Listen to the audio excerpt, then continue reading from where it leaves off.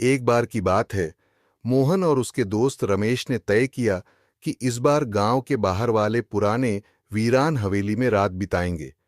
गांव में उस हवेली को लेकर कई भूतिया कहानियां मशहूर थीं, लेकिन मोहन को भूत प्रेत पर बिल्कुल विश्वास नहीं था। उसने रमेश से कहा, अरे, ये सब कहानियां लोगों के डर फैलाने के लिए हैं। भूत वूत कुछ नहीं होते। रात का समय था। दोनों दोस्त टॉर्च लेकर हवेली पहुंच गए। हवेली जर्जर हालत में थी। दरवाजे पर जंग लगी चेन और हर तरफ मकड़ी के जाले। जैसे ही वे अंदर घुसे, हवेली का दरवाजा खुद ही जोर से धड़ाम से बंद हो गया। मोहन हंसा। देखो, हवा से दरवाजा बंद हो गया और लोग इसे भूतिया समझ लेते हैं। अंदर घुप अंधेरा था। दोनों ने टॉर्च जलाकर चारों ओर देखा। हवेली में बिखरे हुए पुराने फर्नीचर, धूल और टूटी हुई खिड़कियां थीं। तभी अचानक एक अजीब सी आवाज आई। कौन है? यहां क्या कर रहे हो? रमेश घबरा गया और बोला, मोहन, ये क्या था? मोहन ने हंसते हुए कहा, अरे, कुछ नहीं भाई, हवेली पुरानी है। लकड़ी की आवाजें आ रही हैं। चल, आगे चलते हैं। दोनों थोड़ी दूर बढ़े ही थे कि एक ठंडी हवा का झोंका आया और अचानक मोहन की टॉर्च बंद हो गई। अब रमेश पूरी तरह से डर चुका था। उसने कांपते हुए कहा, मोहन, हम यहां से निकलते हैं। मुझे कुछ ठीक नहीं लग रहा।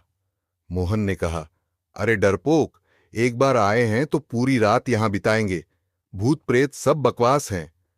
तभी दीवार पर एक साया दिखाई दिया। एक बूढ़ी औरत का चेहरा, बिखरे बाल और गहरी काली आंखें। वो धीमी आवाज में बोली, तुम्हें यहां नहीं आना चाहिए था।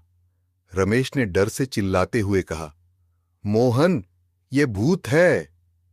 और बिना कुछ सोचे समझे रमेश हवेली के बाहर की तरफ भागने लगा। मोहन को भी अब थोड़ा डर लगने लगा था, लेकिन वो जोर से चिल्लाया, अरे भाग मत, ये देखना तो ये भूत नहीं है। और फिर मोहन ने देखा कि साया दरअसल एक पुराने धूल भरे शीशे में उसका और रमेश का ही प्रतिबिंब था। वो पुरानी दीवार पर लगी दरारों की वजह से अजीब लग रहा था। मोहन ठहाका मारकर हंसने लगा। उसने रमेश को आवाज दी, अरे वापस आ, भूत नहीं था, हम खुद ही थे। रमेश ने जब ये सुना तो शर्म से लाल हो गया, लेकिन फिर दोनों ने सोचा कि डर के मारे भागने से बेहतर है कि वापस हवेली में चलकर रात गुजारें।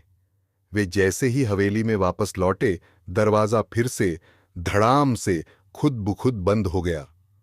इस बार दोनों ने एक दूसरे को देखा और बिना कुछ बोले चुपचाप भाग खड़े हुए। कहानी का सार, चाहे भूत सच हो या नहीं, मोहन की हिम्मत भी आखिरकार दरवाजे के साथ धड़ाम हो ही गई।